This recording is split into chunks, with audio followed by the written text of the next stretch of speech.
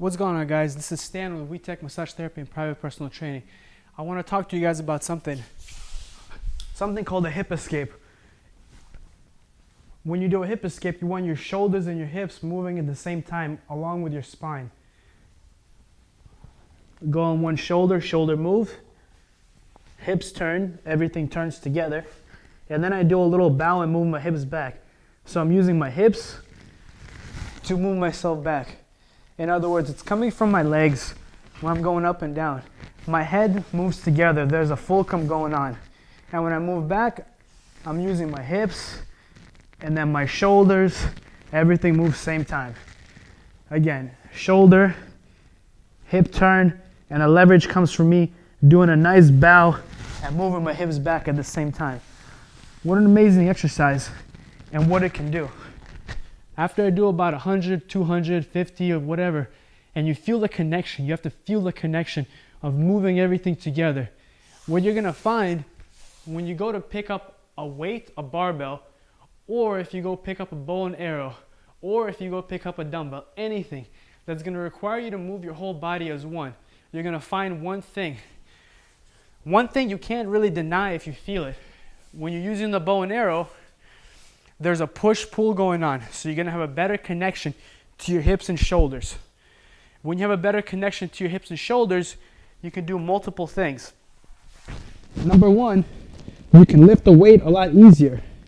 If you can lift the weight a lot easier, you have more leverage.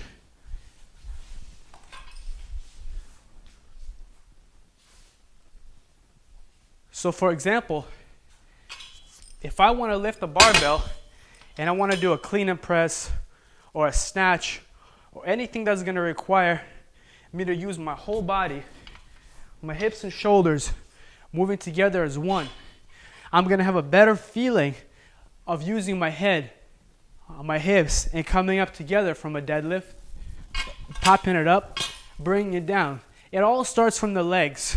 You keep the weight close to your body. When I first started powerlifting, the form was keeping everything nice and straight, keeping your chest up, your back flat, and you'd want to come close to your body, not away, to keep the pressure off your lower back. You want to scoop, drop your hips low, and you want to create that force driving from the ground from your feet, whether you're doing a snatch, a clean and jerk, whatever it is that you're doing. You want it to come from the feet, using your hips and shoulders together. Leverage, in other words, get underneath the weight. In judo, they always say entry. You enter, you off-balance your opponent. Then physics, you get underneath your opponent, and then it's easier for you to throw them and do whatever. Same thing here with good alignment. The point is, the hip escape, if you're a practitioner of judo, jiu-jitsu, or any martial art, have you heard of it?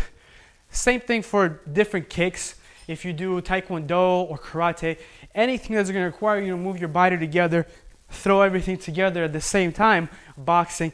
This is just a way from using the ground, because in jiu-jitsu we do use the ground.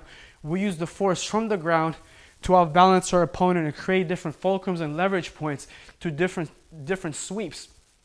Judo, same thing, but it's standing. The point is, the hip escape, that movement, you can look it up online. You don't have to be a jiu-jitsu practitioner. I practice jiu-jitsu, I lift weights, I do massage therapy, and I find that the hips and shoulders moving together, the hip escape, helps me put that pressure and do like a dance whenever I'm doing this. Matter of fact, when I go salsa dancing, I'll tell you guys something funny. Outside of salsa dancing, before I go inside the club, I visualize I'm doing hip escapes on the ground. Before I put on my clothes, I'll do hip escapes on the floor along with other things. I have a bow staff, and I move the bow staff together. When you're spinning the bow staff, it's like moving everything together. You're making grips, you're off balance to your opponent, everything's moving together. Outside of the salsa place, I do play with the bow staff before I go in. Why? So when I walk into the salsa and I make my frame and I start leading her 1, 2, 3, 1, 2, 3. I lead her this way, but I'm moving my hips and I'm leading her with my whole body, hips and shoulders moving together.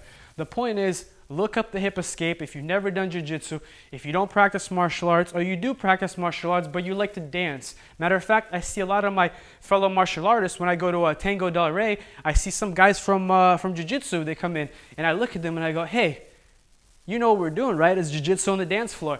And we all have these secret hidden smiles, our own interpretation and meaning of it, because to them it might mean off balancing, it might mean leveraging.